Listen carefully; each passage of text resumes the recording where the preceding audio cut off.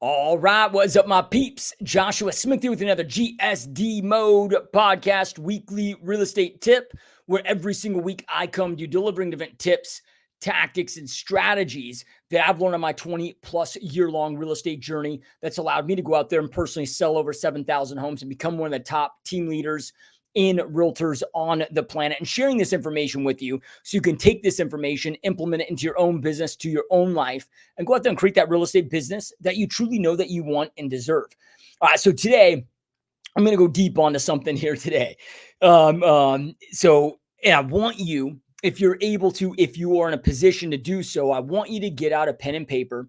And I'm going to walk you through a bunch of exercises today. Not a bunch, but I got a few for you. Like, this is going to be a deep one, man. Because this is so damn important. What I'm going to walk you through here, I truly believe will make the biggest impact and biggest difference on your overall success journey if you're willing to do the work that I walk you through here today, and go out there and do these things that I'm talking about. Now, I get and understand that a lot of you are listening to this while you're hitting the gym, driving, watching or listening to this, wherever you choose to watch or listen to the GSD Mode podcast, so you may not be in a position to be able to write this stuff out and do the work. So you might just be listening or watching right now, but my recommendation is to come back and revisit this so then that you can do the work. Because look, information without implementation is just the start of delusion. Information isn't power. So when we take that information, we take it seriously, then we implement it, that then boom, creates that power that we need to go out there and create the lives and the businesses that we truly want. And the reality is this, man, most in this industry are just seeking, and they're looking for in the wrong places for the success that they truly wanted, the success that they desire. And if you're looking at the title of this podcast, this is a quote I recently heard, and it just resonated with me and inspired me to create this podcast. So the quote is this: "The treasure you seek is in the cave you are too afraid to enter." Another way of looking at that is like the magic that you're looking for is in the work that you're choosing to go out there and avoid. Now, this might be conscious, this might be subconscious. So many people are looking for that damn magic pill, that secret sauce that doesn't exist out there. Again, the treasure that you're after, that success that you're after, that income, real estate income, GCI income, accolades, whatever it is that you want in this business. It exists in the cave that you are too afraid to enter. And this is, at the end of the day, now not to get too deep on this, but this is really society's greatest problem that we have today. I know there's a shit ton of problems out there, from political to mental health to all of this stuff, but if you look at like the core root issue, at least in my personal opinion and my belief, this is society's greatest issue, which we've just entered this element of decadence. And this has been, decades, if not centuries in the working, with this. But society's greatest problem today is people's addiction to comfort. We've got to break this addiction to comfort. And what I'm going to walk you through here today, I'm going to walk you through some exercises, because like I can say this shit. Oh, like you got to get, there's two sayings that I say throughout my head all throughout the day. Saying number one is never sacrifice what you want most for what you want in the moment. Because what we want in the moment is comfort, but what we want most is going to be usually the uncomfortable shit that gets us there. So it's like every time I'm sitting there and like, oh, dude, I want a bowl of ice cream. I want, like, in the moment, it's going to give me that instant pleasure, but I know it's going to be the opposite of what I want for those long-term results. Never sacrifice what you want most for what you want in the moment, right? The other thing that I'm always saying, going throughout my head all throughout the day, is get comfortable with being uncomfortable. And I'll go through some different examples of this stuff. But again, I want to do a deep dive into some exercises with you, so then you can figure out and create a game plan. So then okay, what are the fears? What are the caves that you need in? Or what are the fears that you need to overcome? What areas of your life do you need to get uncomfortable within? What is the work that you're consciously or unconsciously avoiding? And how can you stop avoiding that to go out there and create the results that you want to create? Because at the end of the day, greatness lies outside of our comfort zone. So if you're sitting here inside your comfort zone and you're not willing to get out of that comfort zone, you're never going to achieve greatness. You're never going to achieve, like, you're going to continue on the same path that you are on right now. One of the dangerous things about life, our minds are just built for protection. So one of the dangerous things is your own mind, my own mind too, like all of our own minds, they're wired this way, is they allow us to be delusional. So then from there, you're just, most people are just hoping things will get better, but they truly start convincing themselves that, oh, the future is going to get better. Shit's going to turn around. Shit's going to, whatever. But no, it doesn't. Right? Definition of success is doing the same thing over and over and expecting a different result. You can't see this right here, but I got an Albert Einstein quote, got it, on my wall right here, but I also have it as my screensaver. So I'm going to look at my secondary screen to read it to you. It says, we can't solve problems by using the same kind of thinking we used when we created them. But same thing there. Even if we take that a layer deeper, like, okay, the same actions and behaviors that you've been abiding by is what's led you to where you are right, where you're at right now. So where you are at right now, and this is a big pill to swallow, and I'm not saying this to be a dick. I'm saying this because I truly care. And as somebody that truly cares, look, sometimes I got to tell you what you need to hear, not what you want to hear. And this is the on it. Like we gotta just peel back the onion layer, man, and be dealing realities and be brutally honest with ourselves, so we don't allow our minds to get diluted and to become delusional, right? Because exactly where you are at in your life right now is a 100% result of the decisions, the actions, the behaviors, and the habits that you've chosen to implement to this point. Well, if you're not happy with these results, sorry, but you've got to have different actions, different behaviors, different habits to get a different result. Shit just isn't going to change itself. Again, definition of insanity, doing the same thing over and over, expecting a different result. And most people there is insane as fuck, right? They're delusional mentally because they keep wishing and hoping and praying for, a better future. And I'm not saying, hoping and prayer is a bad thing. I pray, I believe in God, I pray. I also hope for a better future, but I'm not using that as a business plan. Right. So, like I'm dealing in realities, and I understand that if I don't change my behaviors, my actions, I'm not going to go out there and get a different result. I know that greatness only lies outside of our comfort zone. So we got to be willing to cross that bridge from comfort to outside of our comfort zone. So then the question becomes, well, Josh, all this, like, I get this. I understand this, you hear this shit all the time, right? It's nothing new to us. We've all heard this stuff, and hopefully all that makes sense and you guys can all grasp that. Then the question becomes, okay, well, how the hell do I do it though? Right? How do I know what those caves are? How do I know what those bridges are that I need to cross from getting from my comfort zone, outside of my comfort zone? Okay, so I'm going to walk you through some exercises here. Now, this is where I want you to get out that pen and paper if you're in a position to be able to do so. As I walk you through these, because I'm going to go through them. I'm just going to hit one. We're not going to take a pause on the podcast, right? So, but you got a pause button, right? So you can go through this pause, take the time that you need to, do the homework I'm going to give you if you want to look at it that way, and then re-hit that play button. But I recommend that you go through each of these. Okay. The first stage is what I call the ultimate scoreboard. So this is where we have to deal in realities and not be delusional, but deal in realities and understand that life is finite. This journey is going to end for all of us. It's one guarantee that we have is that we are all going to end this life. But again, our minds allow us to become delusional. It's difficult to think about death. Our minds don't want us to do difficult things. So it protects us, right? So people are delusional about how much time that they have. They're delusional about death. It's a hard thing for them to think about. But if we don't, this is where then you end up like 99% of humanity, where they get to the end of this life with this massive woulda, shoulda, coulda regret list, and they die with a heavy heart of regret. And that happens because they were never intentional. You don't have to get to that point in your life to experience it right now. So we want to visualize ourselves. So what I want you to do, close your eyes, and I want you to visualize, okay, you're 84 years old. And the reason why I'm using 84, because sometimes I'll get people that like, oh, Josh, I'm going to live till I'm 120. Oh, Josh, they got all this life longevity tech bullshit coming out. I'm going to live till I'm 200. Okay, insert whatever damn number that you want to insert. If that makes you feel better, if that's better for you, fine. Yeah, right. But if we just look, okay, the average age of the average human being, on the planet, I know it's shortening right now. It's actually because people are like, oh, all this tech. I'm like, okay, lifespans are shortening, not getting longer, but that's, for other reasons. But okay, the average age when I came up with the study was 84 years old. So we'll just use that number here. So just visualize, okay, you're 84 years old. You're on your deathbed. There is no time to go back and change anything. And you're just reflecting back on your life right now. So let's just pretend that, boom, you're 84 years old right now. You're on your deathbed, and everything that you've accomplished, everything that you've done in your life to this point is all you're going to be able to do and accomplish in your lifetime. Then from there, I want you to start assessing and thinking about, as you play back those tapes, okay, what are those regrets that you would have? What are those shoulda, woulda, couldas that you would have?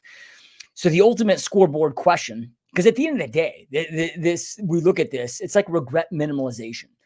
So the ultimate scoreboard question that I'm always asking myself is what must happen before this life ends for me to be able to have this conversation in my own head, and not just this own conversation, and not just have to convince myself, but to truly know that this took place, where it's like, hey, life was epic, life was amazing. I'm ready for the next journey, whatever that may be. I know I didn't operate as a spectator. I got on the field. I played ball. Maybe I don't accomplish all my dreams, goals, and visions, but I know I didn't sit on the sidelines. I know I didn't piss away this gift called life that God blessed me with. I did everything I possibly could to go out there and maximize this one blessing of gift of life that I've been blessed with. And I'm able to leave this life with zero regrets. What must happen between now and then? So like right now, it's not my birthday today, but like sometimes when I say I always want to get careful. I'm 42 years old right now. Yeah, right. So then from there, that means I'm halfway through this game. Okay, so I'm gonna take account to, okay, what's the shit I've done, but what's the shit I haven't done? Like what are the things that I need to do? What are the, and really being intentional with this stuff. Like, what are the regrets that you know for a fact you are going to have if you don't do those things or accomplish those things in this life? One of the issues that so many people have is they have such a difficult time coming up with their own life mission, their own life purpose, their own whys for their life, but it's they don't spend any time because all these answers are within. A lot of people are going, like, I always get asked, like, what's the book I can read or what's the video I can watch to help me develop my why? I'm like, none. Doesn't exist out there. All this is internal, right? So we got to take the time to do this kind of work to internalize this so we can know what these things are. So examples here, like I know for a fact, if I am on my deathbed and I end up not having a great relationship with my kids later in life, and then hopefully my grandkids and whatever that ends up looking like, it's still yet to be determined. But I know that will be a regret I have. If I don't do everything I can to be the best father I can and have an amazing relationship with my kids, I know that's going to be a regret. So then from there, okay, then boom, hey, I got to become the best father that I possibly can be. And at a different, stages of my kid's life, so I've got an 11-year-old, a 14-year-old, and a 16-year-old. Well, they need a different version of me today than they did when they were like 2 or 4 or 6. When they go to college, they probably need a different version of me. When they get married, they'll need a different version of me. When they decide to have kids, they'll need a different version of me. So I look at this like most parents end up stopping their growth journey like as soon as their kids stop being toddlers. Most parents like become the parent they need to be until their kids are, I don't know, fucking 6, 7, 8, but then they stop metamorphosizing, stop growing, because to me, I want to be the best parent that I can be, the best father that I can be. I'm always looking at, okay, what stage are they at in their life? How I reflect back on my own life. What was I experiencing back then? What type of a parent or what type of a person would I've loved to have seen to be able to help guide me through at that point? And what do I need to do to level up to become that, right? So I'm looking at this ultimate scoreboard question. So then in thinking about like, what are the places that you need to go visit? I was trying to go down this track, but I forgot to earlier. A huge mistake that the vast majority of humanity makes is they adopt goals that are not their own. This is how you come up with your own goals. And this ends up being your why, your purpose for your life. It's like, what is the shit you must do in your life for you to live this life where when you end it, you're hey, man, excited for the next journey, whatever that journey is. I gave it my all, did the best that I possibly could. I was intentional. I did not piss away this one gift called life that God had blessed me with. Or if you're not, don't believe in God, that you were just blessed with, whatever. Are you going to die with a heavy heart of regret, woulda, shoulda, coulda list, knowing for a fact that you pissed away this one blessing of a life that you were gifted with, and now you're wishing you could have a do-over? Well, there's no do-overs. Again, I don't have no idea what the next journey is. If there is a next journey, I hope that there is. I believe that there is, but I also don't know that for certain. So then from there, I'll hear people that, like me, that believe in God. They'll be like, oh, well, we got the next, whatever. I'm like, well, look, I believe that too. But I'm about hope for the best, plan for the worst. Like if that doesn't exist, I'm not using that as a cop out to use this life as a passive life. This is an experience that I have. I want to maximize this experience. So what are those goals that I have for me? What are those goals? Like who are the most important people to me? What are those things that I must do, with those most important relationships and those things that are most important to me, and so forth. Okay. So it starts off with the ultimate scoreboard question. So hopefully, again, visualize yourself in that situation, because you don't need to be in the situation to visualize it and to make it real. You can do this shit in your own head. Okay. Then the next step. Now I'm going to walk you through what I call my lifetime study. So, okay, if we're blessed to live the average age, 84 years old, because this is what's going to light a fire under your ass to help you go out there and take urgency. So I want you to take 84 and then I want you to subtract. So take 84 minus the current age that you are. So as I said a moment ago, I'm 42 years old. So if I take 84, I subtract that by 42, that means I got 42 years left on this planet if I'm blessed to live to the average age of the average human being. Now, this could get like shit. I could jump in my truck after recording this podcast, jump on the freeway, get taken out by a semi. This might be gone tomorrow. But if I'm blessed to live the average age of the average human being, which, most will, I'm not saying I'm gonna, I don't know, right? Like that's, not something that is always fully in my control. Okay. So then from there, like when I was going through this, I was like, well, shit, man. Again, as human beings, we're delusional about time, we're delusional about a lot of shit. So we got to think through this stuff. So then I'm like, man, that just doesn't light a fire under my ass. Not at least when I was younger. Maybe now I'm getting a little bit older, so there's a light more of a fire. But I was like, man, when I got 60 years, 50 years, 40 years, like that's a long time. So then I was like, okay, let me start breaking this down even further. So now that's going to take us to step number 2. Now I want you to take the whatever your answer was for number 1. So 84 minus your current age. So that's how many years you have left. Now in step number 2, we're going to multiply that by 12. So there's 12 months in a year.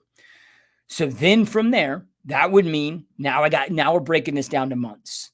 So then if I'm blessed to live to the average age of an average human being, that means I got 504 months left on this planet. This is where it starts to get real.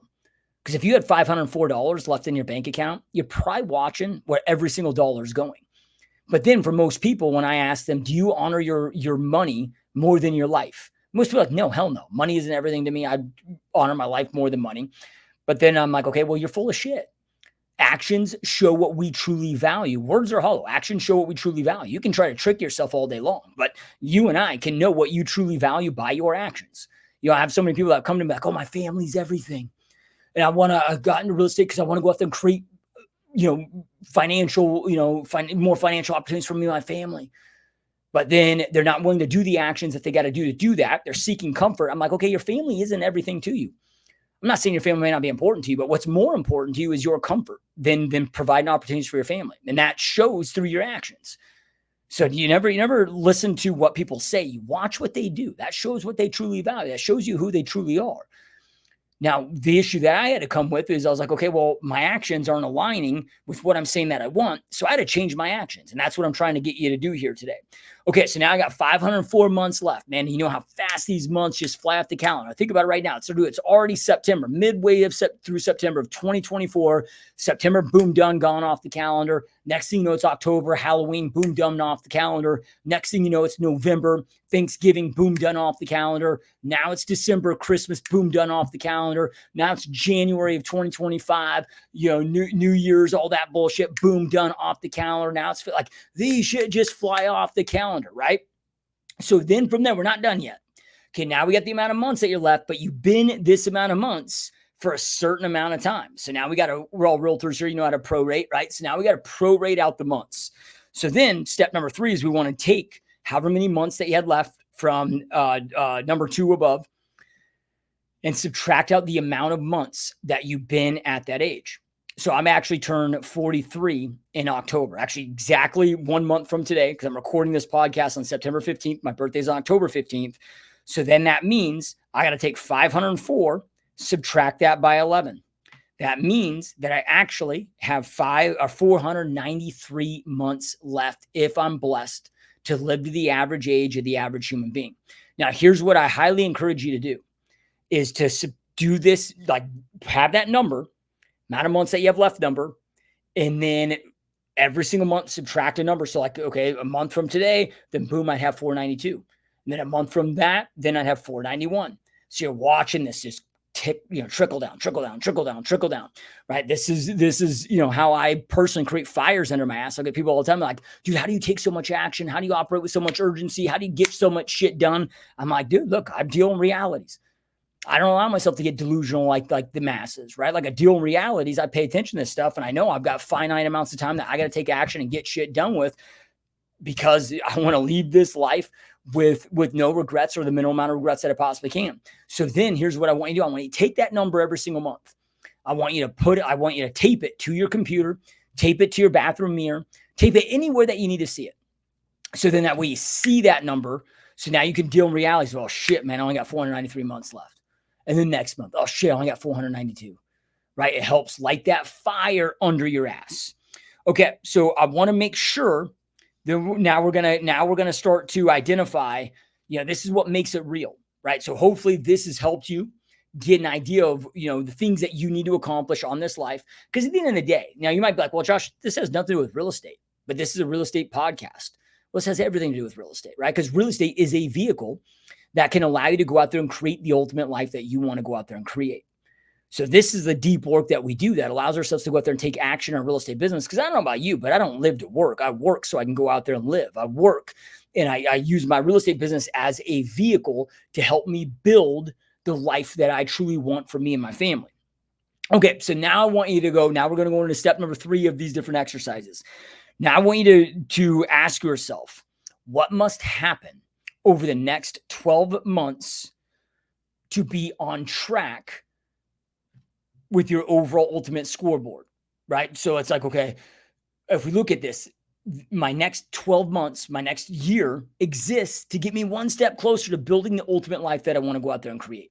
So of all the things you must do, you must accomplish, you must achieve, whatever. Okay, what of those things can you get done dealing realities? So we don't want to be delusional with this, dealing in realities. Like, hey, look, if I'm extremely focused, if I work my ass off, like, hey, I can hit this target. Yeah, it's going to be hard. I'm going to have to get comfortable with being uncomfortable. I'm going to have to push through a lot of pain. But it is possible if I'm willing to make the right sacrifices. And making sure, the cool thing about also these clarity exercises I'm giving you guys here is this also ensures that you're not making the wrong sacrifices either. Because success doesn't come without sacrifice, but you get to pick and choose what you're willing to sacrifice. So we want to be very careful. We don't want to accidentally sacrifice the wrong things, right? We want to make sure we're sacrificing the right things that we won't have regrets around. Okay, so then just ask yourself, what must happen over the next 12 months to get yourself one step closer, to move that target forward, to make sure that you are on track to go out there and achieve your ultimate life, so your ultimate scoreboard question goes the way you want it to answer. So then from there, we're going to take this a step deeper, and then we're going to ask yourself, okay, what must happen in my real estate business to ensure that my 12-month overall goals take place and happens? This is how we start giving our plans, like our real estate goals, meaning. This is how we give, because I'm telling you right now, the only way you're going to achieve your goals long-term is you can't just set the goal. You got to have a purpose and a meaning for that goal. So it's not just what you want, but it's why you want it, why it's important to you. So then from there, now we know what the target is. So maybe you got to make 300 grand over the next 12 months to be able to start funding the activities and things that you want to fund and do to have the ultimate life experience, like to get you one step closer to having the ultimate life and experience that you want to have. Now, this is where we start to identify what those fears are, what those caves are that we're afraid to enter. Yeah, right? The treasure you seek is found in the cave that you're too afraid to enter, right? This is that bridge between comfort and uncomfortable. Like, what is the bridge is that we got to cross to get uncomfortable? So then now that you have those clear, okay, then I want you to answer this question. What are the fears you must face in order to make your goal a reality? So for the next 12 months, to make your goal a reality, what are the fears? Because again, dude, the magic is found. There's no magic pill out there. The magic is found in the work that you are choosing, or maybe subconsciously choosing to avoid, right? The successes in the phone calls that you're unwilling to make because you're not willing to get out of your comfort zone. The success is, the fear, not willing to face your fear of rejection, whatever it may be. Not saying that it's just those two things. It's going to be different for each of us. So, but this is going to allow you to be like, okay, hey, now I know the demons I must slay in my own life, in my own success journey. Now I know the demons I must slay. Success is only created through a struggle. It's the only way it happens, man. And again, one of the issues that why we have the mental health, that we have today and all this other shit is because people aren't willing to slay their own dragons, man. They're addicted to comfort. They're not willing to get uncomfortable. Okay. So then from there, now that you got your list again of the fears that you must face in order to make your goal reality, the next phase of this is for each one of these, I want you to come up with a plan and put a plan in place to overcome those fears. So an example of this. So this was several years, well, about a decade ago or so. I knew to get to the next level of creating the success I wanted to create, I had to be willing, not just be willing, but I needed to go out there and start like getting good at public speaking. But here was the problem. Here with the fear that I had is I'm massively introverted and I'm scared as hell at public speaking. I still am today. Right. So like I just got done speaking in Nashville at an event with about I don't know the exact number count, but about 500 realtors, inside that room. And dude, like, thank God the green room had its own bathroom because I think I took like 6 Ps before jumping on that stage. So even though I've spoken, I don't know, maybe 1,000 stages at this point, it's never gotten easier. I mean, it's maybe gotten a little bit easier, but I haven't overcome that fear. I've just learned to face it, but I had to create a plan because it wasn't like, oh, I'm just going to go out there and face this. For some of you, some certain fears that's a strategy, right? But for me, I knew that wasn't it was such a deep fear of mine. I knew that, okay, I needed a better plan than just jump on stage and start facing it. So then I was like, okay, well, what actions can I take to expose myself to this fear in a way that it isn't going to negatively impact my business, my name, my reputation? So then I heard of this organization called Toastmasters, which is, like a speaking organization. They teach you how to go out there and be a good speaker and debate. And now I didn't do it. I did not join Toastmasters for the 12 months that I joined it to learn how to become a good speaker. I was like, okay, I can learn how to do that on my own or not use ums or whatever. My purpose for joining Toastmasters for the next 12 months was to give myself the exposure to be able to slay this dragon so I could face the fear and get on the right stages that I needed to be on to go out there and make the impact that I want to make on this industry and build, a little bit of a name for myself in the industry and whatnot, right? So I went and joined Toastmasters to force myself to have to get up in front of a room of strangers every single week and deliver a speech. And there was like maybe 30 or 40 people that would typically, join each of those, local Toastmaster meetings. And these were, all other business owners, and like, it was just a place for us to practice on each other, so that then allowed me to go out there and learn to slay that dragon. That doesn't mean when that dragon is still there, like, again, I'm still terrified of it. I still, but I'm like, nobody knows in the audience that I'm terrified, right? Nobody else, people come up to me all the time, like, oh, you're so amazing at speaking, whatever. And which I don't think that I am, I've got a lot of room of improvement, to go out there and make here. But what's happened here is I've learned to slay that dragon so I can face that fear to get up there regardless. And then when I'm up there, deliver a good presentation where people don't know that I'm fearful of that. So this is an example of how do I go out there and slay my own dragon? How do I go out there and create a plan to slay my own dragon? Exposure therapy is something that is really common with mental health professionals. Now I didn't know this at that time. It's just been interesting as I study more psychiatry, psychology, human behavior. These are just tactics that I've learned from them. Let's just say somebody suffers from, crazy PTSD, whatever. So every time they hear somebody knocking at the door, there it triggers a bullet, sound of a gunfire, right? Well, some of the tactic that, mental health professionals will do is exposure therapy. So they start exposing them to those fears or those triggers, and then growing that exposure. So then eventually they know how to operate within that environment. So an example of this, like with my agents, like maybe I have an agent that comes to me and is like, hey man, I'm so afraid of rejection. I'm so afraid of doing my calls, my follow-up calls, my cold calls. Now this is an extreme case, this would be an extreme example, but I'll be like, okay, like knowing how effective exposure therapy is, I'm like, let's just start you off with, a number that's going to seem so dumb. It's going to seem so simple. But here's the thing is this is going to get used to doing it. So for the next 7 days, I want you to do 1 dial a day. I just want you to call 1 person on your lead list a day. Can you commit to that for the next 7 days? Yeah. Right. I just get them doing 1 dial a day. Okay. 7 days from now we're going to scale that up to 2. In the next 7 days, maybe we'll just double it. Now we're at 4. 7 days later, now we're at 8. 7 days later, now we're at 16. 7 days later, now we're at, 36. So we just then boom, within, a couple, like not even a couple months, now they're maybe they're ripping their 100 dials and 10 combos per day, but we just started small so they could start slaying that dragon, getting out of their comfort zone in bite-sized chunks. And that might be necessary for some of you, right? When it comes to this. But either way, just make a strategic plan and have that in place so you can start overcoming those fears, because success is a becoming process. You must become the person that you got to become the person that you must become that is capable of doing the actions, the behaviors that you must do to go out there and make your goals a reality. So it becomes really essential.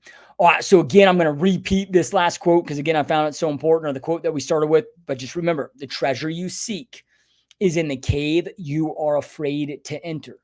And if you truly want that treasure, you'll identify what cave it's in, and then you'll overcome that fear. You'll slay that dragon so you can enter that damn cave and go get your damn treasure. So hopefully this helps you walk through this of how to go out there and do this. So I hope that this has been helpful. Again, if you want to check out gsdmode.com for more free training, more free resources, you can snag my free ebook. Highly encourage you to jump on my 3-hour masterclass on there about how to 3x your business right now in this challenging market. It's extremely in-depth. It's awesome. It's a badass masterclass where I go really deep into strategies, identifying your ideal client, all the things that you need to really hone in and dial in this changing market. You can also, for a limited time, I'm not going to do this for too much longer. I know I was supposed to stop them September 7th, but I'm keeping them going just for a little bit longer because I've had so many people still booking them and reaching out that they want them.